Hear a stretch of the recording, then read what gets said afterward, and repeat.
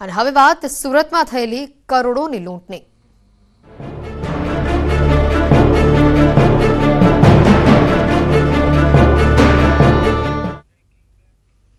સુરતના કતારગામમાં લૂંટ મામલે ઘટસ્ફોટ થયો છે। કરોડોની લૂંટ મામલે પોલીસ અને ફરિયાદી શંકાના દાયરામાં લૂંટાયેલા 8 કરોડ ક્રિપ્ટોકરન્સીના હોવાની ચર્ચા છે। આ સૂત્રો તરફથી વિગતો સામે આવે છે। આરોપીએ કારમાં સવાર 4 લોકોનું અપહરણ કર્યું હતું। ફરિયાદીએ 1.4 કરોડની લૂંટની ફરિયાદ નોંધાવી છે। સમગ્ર મામલે પોલીસે તપાસનો ધમધમાટ શરૂ કર્યો છે। સુરતમાં 8 કરોડની સનસનીખેજ લૂંટના કેસમાં નવો વળાંક પણ સામે આવ્યો છે। સૂત્રો પાસેથી માહિતી સામે આવી રહી છે। લૂંટાયેલા 8 કરોડ ક્રિપ્ટોકરન્સીના હોવાની ચર્ચા હાલ થઈ રહી છે। 8 કરોડની લૂંટ મામલે પોલીસ અને ફરિયાદી શંકાના દાયરામાં છે। કતારગામ વિસ્તારમાં ગઈકાલે મોડી સાંજે સહજાનંદ ટેકનો પ્રાઇવેટ લિમિટેડ કંપનીના કર્મચારીઓ લોકરમાંથી 8 કરોડ રૂપિયા લઈ કંપની તરફ જઈ રહ્યા હતા। ત્યારે રસ્તામાં ઇન્કમટેક્સ કર્મચારીની ઓળખ આપીને કર્મચારીઓની ગાડી અટકાવી હતી અને ત્યારબાદ હથિયાર બતાવી ગાડી સાથે 4 જેટલા કર્મચારીઓનું અપહરણ કરવામાં આવ્યું હતું। જહાંગીરપુરા વિસ્તારમાં કર્મચારીઓને છોડી દીધા બાદ આરોપી ગાડી લઈ ફરાર થઈ ગયો હતો। જોકે આ ગાડીમાં 8 કરોડ રૂપિયા હોવાની વાત કર્મચારીઓએ પોલીસને કરતાની સાથે સુરત કતારગામ પોલીસ અને ક્રાઇમ બ્રાન્ચની ટીમો ઘટના સ્થળે દોડી જઈ તપાસનો ધમધમાટ શરૂ કર્યો હતો। મોડી સાંજે કહી શકાય કે જહાંગીરપુરાથી આગળ એટલે કે સુરત ગ્રામ્ય વિસ્તારથી નજીકની હદમાં આ ગાડી મળી આવી હતી। ગાડી સુમસાન જગ્યા પર છે, નહેરની કિનારે મળી આવી હતી।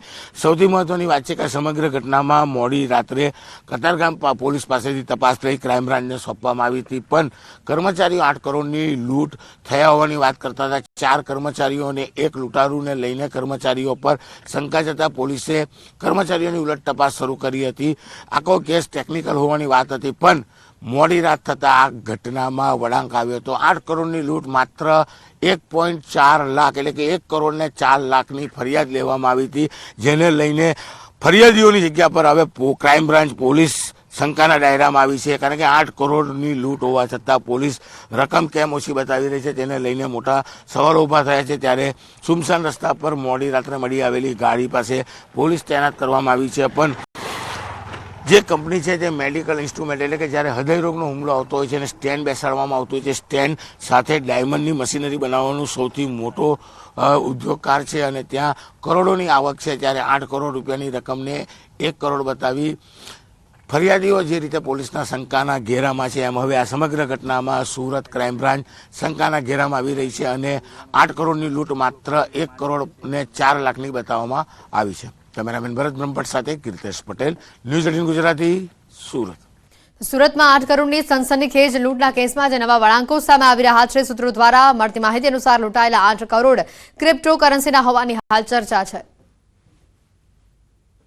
8 કરોડની વાત પોલીસ પાસે હજી આવેલી નથી। આ કદાચ મીડિયાની અંદર ચાલેલી વસ્તુ હોઈ શકે, પરંતુ એ અનુસંધાને પણ તપાસ કરવામાં આવશે। અત્યારે જે ફરિયાદી દ્વારા આપવામાં આવી છે એ પ્રમાણે જ પોલીસે ફરિયાદ નોંધેલી છે। અત્યારે હાલમાં Sahajanand technology private limited company છે, એ ડાયમંડ રિલેટેડ અમુક એસેસરીઝ અને હેલ્થ ઇન્ડસ્ટ્રી અનુસંધાને અમુક એસેસરીઝનું કામ કરતું એવું પ્રાથમિક અમને જાણવા મળેલ છે।